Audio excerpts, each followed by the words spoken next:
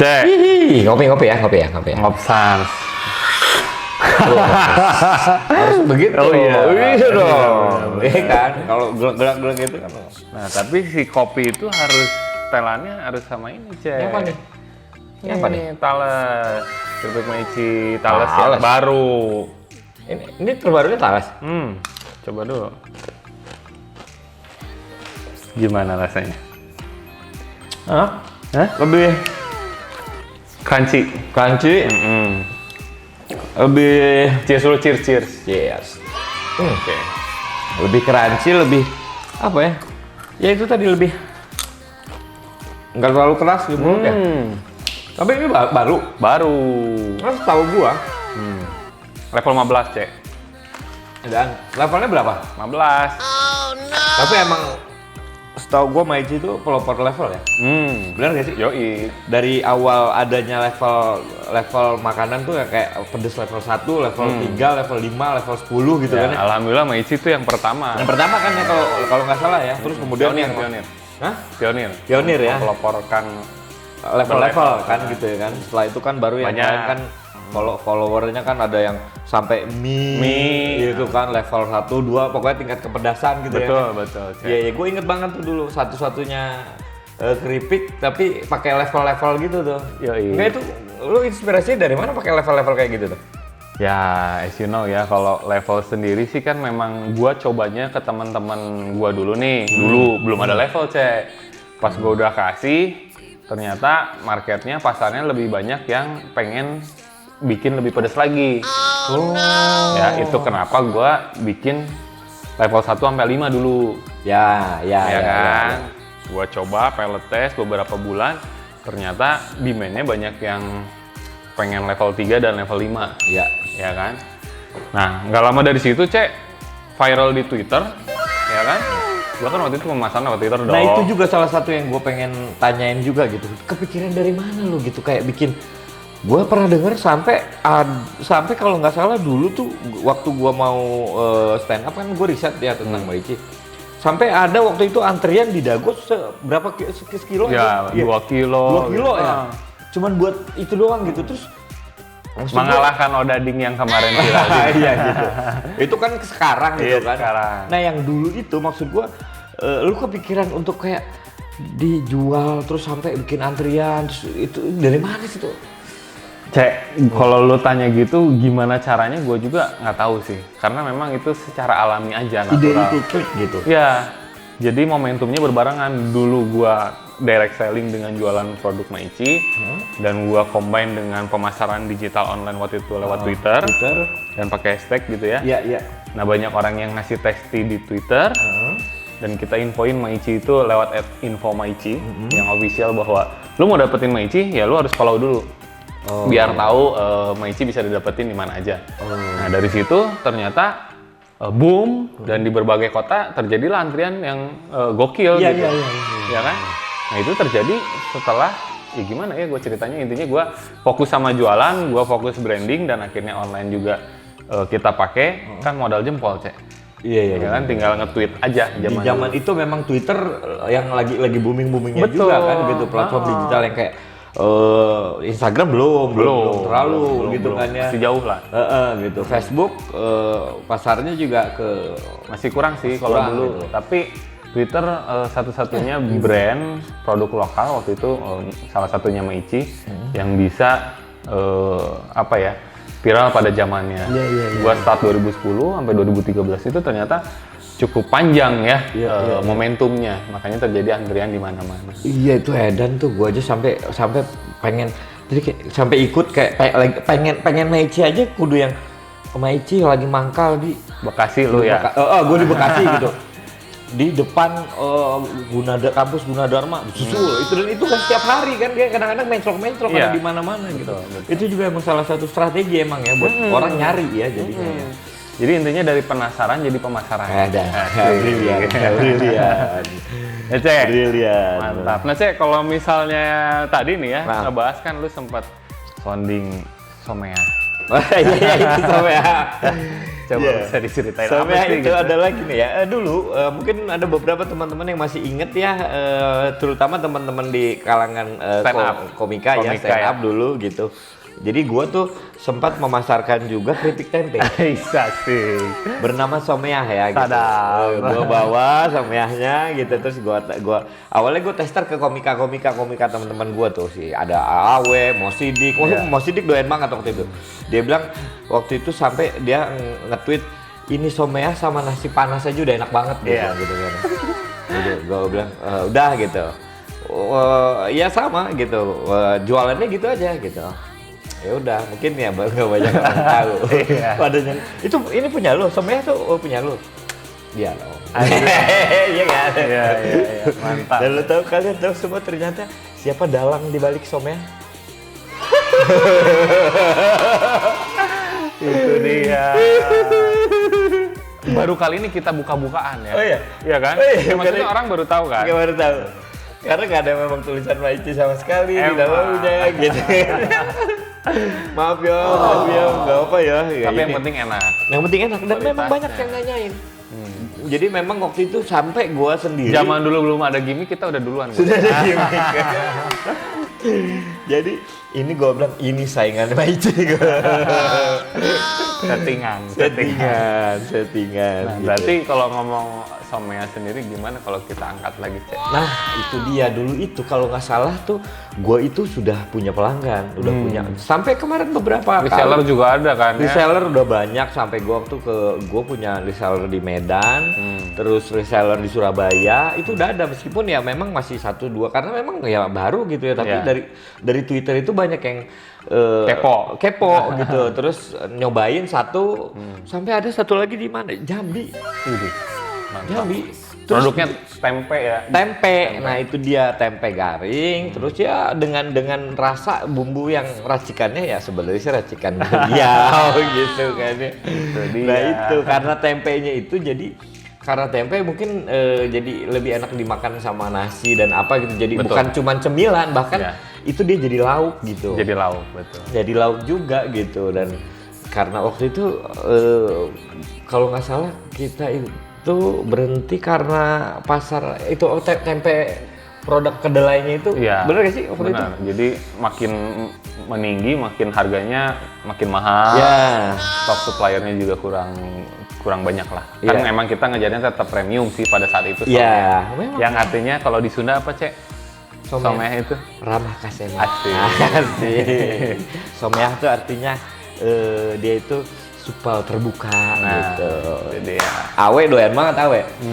Awe mau sidik waktu itu yang demen banget Ya, makan ya. keripik itu kalau gua udah lagi open mic latihan ini pasti selalu kayak gitu. Kang, gua Someah nggak? Asik. Udah terkenal tuh gua. Iya, sempat banyak foto juga kan di Twitter ya. Iya, iya. Tweet pic kalau Ya udah benar jawab itu. ya kan, di Iya, upload iya. wih, banyak juga nih. Ya tapi kangen juga sih. Gua sih terus terang aja kangen juga rasa-rasa Someah. Mungkin beberapa teman-teman yang pernah nyobain Someah. Gimana kalau kita keluarin lagi? Setuju nggak? Iya. Kalau setuju kasih tahu di sini. Komen dulu ya. komen ya. Komen ya. Cek, kita lanjut nih obrolan nih.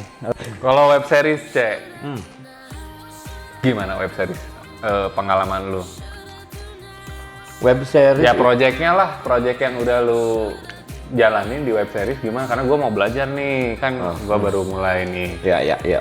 mencoba, ya kan, sambil mempelajari lah apa ilmu-ilmunya bisa di-share dong, Cek. Sebenarnya sih gua sendiri ya apalagi secara generasi itu kan ya gua itu adalah orang yang memang hidup di zaman dari mulai analog sampai ke digital.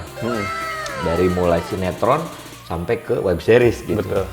Nah, dari sinetron mingguan, stripping sampai sekarang ada lagi yang baru gitu web series gitu. Tapi ya kalau gua pribadi sih dalam project web series itu lebih banyak terlibat dalam penulisan skenario. Jadi lu nulis dulu. Ya, kan di request oleh pihak PH untuk menuliskan. Salah satunya waktu itu gue nulis yang Eger. Eger ya. Nah, dunia dalam kita itu. Nah, itu debut pertama kali gue nulis web series. 20 episode. Nah, lalu kemudian setelah itu gue ada lagi dari PUPR. meng-highlight hasil-hasil pembangunan dari Kementerian PU, tapi dengan gaya bercerita sama Lesti waktu itu. Sampai sekarang udah season 2, gue nulis. Dan karena gue nulis, pas gue nulis karakternya, Bos Ukinya jadi siapa? Nggak tahu nih Kang, masih casting. Kenapa nggak saya aja sih? Akhirnya main juga. Oh iya. Tapi bisa kepake gitu, Cek. Nggak pernah nyangka nggak sih sebenarnya, bahkan ya kan? Kalau yang jadi film? Belum ya? Yang udah jadi waktu itu serial sinetron. Kesempurnaan Cinta. Nah itu dia kan, itu sempat ya pasarnya Ya, oke lah lumayan gitu kan. oke. Sebenarnya sih itu gue nggak nulis ya, sebenarnya itu gue lebih ke awalnya sih gue pengen nulis yang serial bersama, ya pendek, mini-seri. Awalnya itu gue mau nulis mini-seri cuma 13, karena gue sadar kemampuan menulis gue gitu ya, belum sampai kalau harus stripping kan. Lalu kemudian akhirnya tapi pihak televisinya net waktu itu dia minta lebih dari 13, minta 50 episode. Wah, gue give up deh gitu. Akhirnya dibeli tuh cerita gue. Sama PH-nya mendatangkan yang meng-hire penulis yang sudah profesional di bidang televisi gitu. Akhirnya dibelilah cerita gue. Makanya kalau di credit title-nya story by. Jadi cuman dibeli story-nya doang. Ya lumayan lah. Dibeli ceritanya aja. Terus udah gitu dikasih bonus sama penulisnya. Karakter. Jadi orang main oge didinya gitu. Jadi dapat ini ya, double lah. Dapat bonus. Double impact gitu. Gitu. Itu karena ya karena gue juga dulu di teater kan ada pekerjaan menulis naskah gitu. Jadi belajar menulis itu udah dari kuliah gitu. Cuman kan yang membedakan antara format, yang membedakan itu sebenarnya cuma format penulisan. Naskah teater formatnya seperti ini, naskah film formatnya seperti ini, sinetron seperti ini, web series seperti ini. Sebenarnya yang membedakan format, tapi pada dasarnya sih semuanya sama. Gitu. Nah berarti kalau gue lihat ya, gue tangkap kan itu dengan seni nulis-menulis ya, lu bisa dapat insight hingga akhirnya gimana sih biar ngerjain itu secara fun dan akhirnya bisa keluar tuh ide-ide liar lu. Kalau gue sih momennya tuh harus gimana tuh, Cek? Karena kan lu rutinitas atau suatu pekerjaan juga cukup padat saat itu ya. Nah, gimana caranya biar gitu kan? Ibaratnya ide tuh datang secara Jadi kalau gue sebenarnya yang pertama, kalau gue pribadi nih, ketika gue dapat nulis yang Eger itu, gue memang selama 3 bulan sengaja memfokuskan diri, bahkan gue nggak ngambil kerjaan lain selain menulis. Jadi waktu itu karena dia outdoor activity, Eiger itu kan produknya outdoor activity kan, jadi menulisnya juga. Nah, gue sampai menulisnya itu camping-campingan. Ke Kuningan gue, camping di sini, sambil riset. Jadi gue harus ngebadanin juga, karena kan semua ceritanya yang ingin gue angkat tuh tentang outdoor activity. Maka gue harus mengalami gitu kan, ketika gue ada di alam, gue ada apa, justru ide-ide itu muncul. Kalau gue mungkin tinggal di rumah aja, ya juga bisa sih. Tapi dengan cara yang pertama menurut gue adalah riset. Kalau riset itu kan artinya memenuhi terus kapasitas dan potensi pikiran kita. Ketika nanti begitu menulis kan ada kekayaan apa gitu ya, pikiran atau ilmu yang hasil dari riset itu. Jadi kalau menurut gua buat para penulis, yang pertama harus dilakukan ketika ingin menulis ya riset mengenai tema yang akan ditulis gitu. Jadi perkaya terus informasi lo gitu ya, buat para knowledge lah ya, knowledge-nya gitu. Nah, karena sekarang yang gua tahu proses kreatif kan seperti itu kan gitu. Jadi kumpulan terus knowledge ketika lu ada rangsangan ini baru timbul ada aha momen. Oh iya, ketemu kan gitu ya. Gitu. Dan mood juga kali ya, Cek. Mood ya pasti. Ya, gitu. Kalau misalnya kita lagi moodnya nggak baik juga kayaknya ide nggak akan keluar gitu kan ibaratnya. Ya. Ada istilah lu bangun pagi pas lagi pengeluaran dapat pemasukan. Bener kan? Iya. Jadi sambil ngeluarin tapi harus ada insight yang masuk juga. Misalnya salah satunya referensinya baca buku lah. Kalau sekarang kan digital banyak dari banyak kan informasi apa segala macam, bisa jadi inspirasi juga ya. Karena menurut gua malah proses menulis itu buat penulis itu adalah proses belajar. Karena ketika lu menulis sesuatu, maka lu harus belajar tentang sesuatu yang akan lu tulis itu. Betul. Iya. Mau nggak mau jadi kita mempelajari secara rinci lah gitu kan. Betul. Jadinya nggak ngarang kan, relate semua yang kita sampaikan juga. Jadi Nah itu pun jadi mempermudah kita untuk mengeluarkan ide-ide itu tadi. Kalau kita udah kaya, istilahnya bagasi informasi kita mengenai tema yang akan kita angkat itu gitu, bagasinya udah penuh, jadi dia akan keluar dengan sendirinya kok. Oke. Gitu. Tapi kan masalahnya kalau sekarang kebanyakan orang work from home, bener nggak? Ya. Di rumah aja. Nah itu dia, mungkin ada keterbatasan orang untuk mencari ide-ide liar. Bener Kan nggak ada sih? ini, Apa tuh? Mbah Google. Asik. Iya sih, Mbak Google, cuman ya Iya memang sih. beda sih nuansanya kan. Ya. Kalau lu bilang, let's say tadi suasananya alam, ya kan, nature itu biasanya memang Ya. lebih Ya. deep lah kita Ya. untuk bisa Ya. apa ya, sesuatu itu memang tiba-tiba dengan suara jangkrik aja kita bisa jadi Ya. Mungkin bisa jadi ya menciptakan sesuatu yang yang alamiah tapi di dalam rumah misalnya. Ya kalau gue juga dulu pernah gitu, kayak kadang-kadang gue nyetel musik yang healing gitu, nature gitu kan, chill gitu. Kadang-kadang gue cuman nah disitulah ada lagi yang namanya imajinasi. Oke. Iya kan? Nah itulah salah satu Nah, gua modal. sendiri belum nangkep, kalau imajinasi itu dalam konsep intelektual seperti apa. Kalau gua sendiri kan, let's say misalnya gua entrepreneur nih, pengusaha. Ya gua lebih ke strategi bisnis mau gimana, konsep seperti apa. Benar nggak sih? Sebenarnya nggak jauh beda, karena yang dipakai juga otak kanan kan. Otak kanan tuh biasanya lebih liar. Nah, lu sendiri kan sebagai seniman nih, aktor, komika, apa-apa semua lu hajar semua gitu kan. Uyuhan. Karena buat gue, kalau gue bilang itu seniman, buat gue seniman, proses berkesenian itu adalah proses pemenuhan kapasitas dan potensi diri. Oke. Jadi buat gue Gokil proses nih, ini mantap nih proses quotes-nya ya. Iya kan? Jadi proses berkesenian itu adalah proses pemenuhan dan kapasitas maksudnya proses pemenuhan kapasitas dan potensi diri. Jadi sampai gua mati gua akan terus belajar terus. Kayak gini deh, gua misalnya berperan. Hari ini gua berperan sebagai si A, latar belakangnya orang Jawa, terus kemudian dia dari Ningrat dan apa gitu. Pada akhirnya gua harus belajar kan, orang Jawa yang Ningrat itu kayak apa, gimana, ini kayak apa, dari mana? Ya dari riset. Akhirnya kan gue belajar kan, itu kan proses memperkaya potensi diri. Jadi proses keaktoran tuh bukan cuman yang ngafalin naskah lalu kemudian acting gitu, enggak gitu. Buat gue tuh proses keaktoran tuh ya proses pemenuhan kapasitas dan potensi, karena setiap peran yang diberikan ke gue itu kan memberikan tantangan ke gue untuk meriset siapa dia. Tapi beban nggak sih buat lu? Misalnya, anjrit gue dikasih peranan yang kayaknya memang gue belum bisa nih gitu kan, karakter yang let's say apalah misalnya kan. Justru tantangan. Tapi lu adaptasinya nggak lama dong, berarti dengan setelah belajar mencari informasi gitu. Ya, itu akan mempermudah, justru informasi-informasi itu yang mempermudah gitu. Bahkan gua dulu ya, Sharing-sharing sama aktor kawakan misalnya yang oh iya pasti, ya, pasti. ya. Alhamdulillah gua waktu di kampus sekolah ujian akhirnya itu dibimbing sama Mas Didi PT Almarhum ya. Almarhum.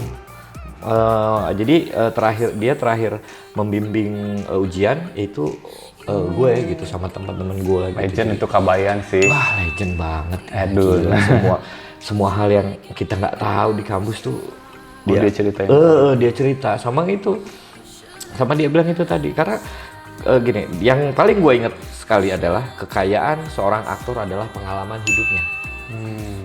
Jadi aktor itu harus sensitif dengan lingkungan dan lain sebagainya. Jadi gini, aktor itu kalau manusia biasa dia akan cenderung melupakan setiap perasaan-perasaan yang lainnya, dia buat dia udah lewat begitu saja. Setiap momen-momen yang ini lewat begitu saja. Tapi kalau aktor tuh enggak. Aktor tuh modalnya itu nanti adalah pikiran dan perasaan selama dia hidupnya. Karena imajinasinya itu kan, misalnya kayak ini ada satu cerita ketika almarhum istri gue meninggal. Almarhum istri gue meninggal, lalu kemudian ketemu Mas Didi Petet. Didi Petet cuma bilang ini doang, kamu sekarang ya terlepas dari ya dia ikut bela sungkawa, cuman secara keaktoran dia bilang kamu lebih kaya dari saya. Maksudnya Mas, saya bilang gitu, kalau saya dikasih peran sebagai laki-laki yang kehilangan istrinya, Ya, kamu juga sama. Saya yakin kamu akan memainkannya lebih jujur atau lebih benar daripada saya. Karena saya belum pernah mengalaminya. Kalau kita kan cenderung ya, kalau manusia biasa mah pengalaman pahit teh hayangna dilupakan gitu ya, dibuang jauh-jauh. Iya. Kalau si aktor enggak, dia harus disimpan supaya nanti Di save memory untuk ketika mendapatkan satu peran yang sama, yang siapa yang tahu? Misalnya, gue suatu hari dapat peran yang sama, yang sama menyakitkannya gitu. Jadi gue nggak usah capek-capek membayangkan kumaha mun urang, tapi nya urang kari meriwain merecall. gimana rasa sedih untuk misalnya pas harus dapetin ya kan momen tersebut misalnya. Kita tinggal Nggak dibuat-buat gitu ya, jadi langsung merecall aja ingatan emosi itu. Kan masih ingat pasti. Manusia itu dikasih daya ingat yang sangat luas sekali. Masih ingat nggak waktu disunat umur 5 tahun misalnya? Ya, zaman pakai PK gitu kan. Mari cepat perban lagi. ya, Itu kan bener. kita masih ingat gitu, itu Betul. masih ingat gitu. Nyeri-nyerina masih ayak lah gitu tersirat gitu. Ya kan kita masih ada kan Iya, gitu ya kan. Nah, manusia itu dikasih, Tuhan itu memberikan manusia itu bagasi ingatan memori itu sangat luas banget. Otak itu tuh udah kaya banget gitu. Nah, itulah gue bilang tadi, si aktor tuh adalah orang yang secara sadar dia harus ya menyimpan semuanya. Jadi di save aja semua yang pahit, yang manis, yang apa. Karena modal kerjanya yaitu. Ya kan, tukang las ya modal kerjanya begitu. Ya. Keripik, Gua singkong. singkong atau modal kerja lo memanage ini. Gua kan enggak. Ya kan, merecall emosi lagi. Ayeuna peranan naon? Oh, sebagai laki-laki yang mendapatkan lotre atau mendapatkan perempuan cantik. Wah, pernah tanya orang. Wah, can pernah. Misalnya, Iya. mun can pernah, nyangkan aya imajinasi. Pakai magic if. Kalau saya mendapatkan kumaha rasana kan gitu. Oke, Jadi, itu kuncinya ya berarti. kuncinya. Gitu. Jadi Menarik. aktor tuh harus peka.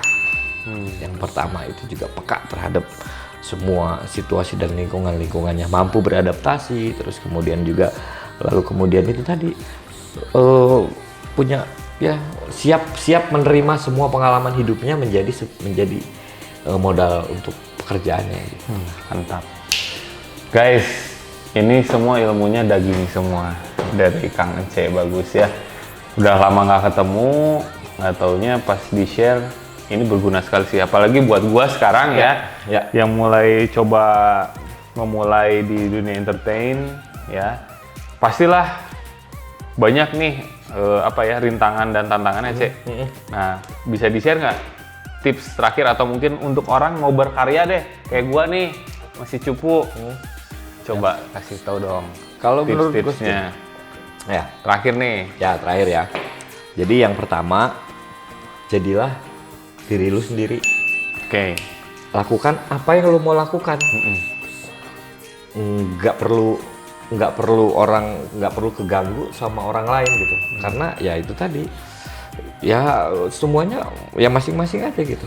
Terus yang kedua, ya lakukanlah semuanya mengalir gitu tanpa ada hambatan batin. Jadi ada bilang tadi, bergeraklah melalui rasa dan pikiran tanpa hambatan batin. Karena yang sering menghambat itu sebetulnya bukan orang lain, kadang-kadang batin kita sendiri. Kita ngerasa ada sieun diomongkeun ku batur, padahal batur cantang tuh ngomongkeun. Mana eta batin urang sorangan gitu. Jadi ya itu belum apa-apa udah mikirin aduh kayak kumaha. Ketika ada hambatan batin itu maka semuanya tidak bisa mengalir. Gitu. Makanya mengalirlah mengikuti pikiran dan perasaan tanpa hambatan batin. Gitu. Dan tentunya cintai prosesnya ya. Cintai prosesnya sudah pasti. Gitu. Gitu guys. Aduh. Thank you berat. Udah Saya juga nih. ke Bandung bisa ngobrol-ngobrol apa nih kita ibaratnya ya. Ngacapluk lah. Nah, capruk tapi ada isinya, Cek. Kalau misalnya capruk doang tongkrongan sih ya, ya kan, gue wasting time dong. Jadi ini ngobrol sama legend, anjrit, ya nggak? Bisa dibilang nggak legend? Kan lu kan tadi gue bilang pasti. Kalau legend kan udah mati. Gue juga dibilang, gue juga banyak yang bilang, Cek, tuh keripik legend kan belum mati. Iya makanya legend kan udah nggak ada buat legend gitu kan. Fenomenal. Fenomenal. benang merah kayak atau apa gitu. Iya, Legend. Kan waktu nanya. Kan waktu aja dia legend. Tenang. Nyumpah kan. Aduh. Gitu. Cek kapan lagi lah ntar kita. Ya. Terus. Ini agak serius, ntar yang agak. Wah. Lebih santuy tapi kita bereksplor lah, Pan, apalah kita Ayolah. ngobrolin project ke depannya nih ya. Ya. Semoga kita bisa menyambung silaturahim, ukhuwah ya kan. Wah, Islamiyah. Iya, buat kita bisa bertemu lagi. Ya. Salam buat Pang. Ya, buat Mang di rumah. Pang pasti, wah diajak acting juga lo malu, gue intip-intip di IG lo. Iya nggak? Iya, Tapi iya. gokil sih memang. Nah, gue juga lagi ini juga soalnya kan lagi sama, gue juga lagi merintis kok kayak lu. Lagi bikin ini. Nah itu makanya terakhir deh yang experience ini gimana nih yang gitu Sama, tuh? gue kayak lu juga sebenarnya gue Tapi ngikutin zaman otomotif juga. kan?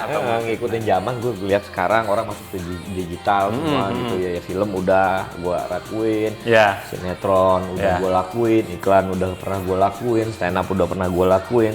Tapi sekarang kan tren sedang bergeser ke digital gitu, ke YouTube gitu ya. Gue juga sebagai anak zaman gitu ya, gue ikut. Makanya Jangan gue lupa bikin guys di subscribe apa channelnya? Cek. Experience. Asik. Jadi buat sengaja ini memang karena hobi gue, karena gue seneng mobil boxer, mobil gue sendiri mobil Mercy boxer. Nah akhirnya gue bikin satu channel namanya Experience. Jadi itu ngebahas tentang mobil-mobil boxer dengan pemiliknya itu, cerita dengan pemiliknya. Oh, karena oke. macam-macam. Ownernya ya, Dengan dengan yang- background yang berbeda-beda. Karena kan kalau Mercy boxer itu mobil klasik khususnya, dengan pemiliknya itu pasti punya beda. Cara Ya. dapetinnya aja beda-beda. Ceritanya ya, itu yang dapet- seru ya. Untuk dapetinnya aja beda-beda. Beda kalau mobil baru ya kan, datang ke showroom, bayar DP, cicilan berapa, kelar. Ya. Kalau mobil boxer ada yang 11 tahun ngelap mobil tuannya, sampai akhirnya mobil itu jadi miliknya. Wah pokoknya seru banget. Jadi buat teman-teman yang senang otomotif khususnya mobil-mobil Mercy atau mobil-mobil klasik, ya bolehlah ya mampir ke channel Experience. Gitu. Ya, Ya. ntar jangan lupa kita nongkrongnya bareng sama si Mang Terang yang gua. Nah, itu juga tuh. itu yang kita ngopi-ngopi dari kritik, dan- dari Lambo juga gua harus sebenarnya sih menurut gua nih waktunya kurang. Masih banyak lagi yang gua pengen bahas karena gua Pengen kita gali ya. Pengen kita gali karena gua sama Excel itu dari tahun 11 ya. 9 tahun gua ketemuan gitu. Jadi dua session ini gua rasa kurang cukup. Gitu. Gua perlu 10 session untuk ngobrol yang Jadi satu semester ya. Semoga dikasih umur panjang Cek kita Cek. Amin. Dan akhirnya kita bisa banyak hal-hal yang kita bisa lakukan bersama lah. Siap. Sukses terus buat Ence Bagus. Siap, sukses juga Dan- buat Presma Ici. Nanti kita bertemu lagi di lain kesempatan. Thank you guys. Bye. Terima kasih.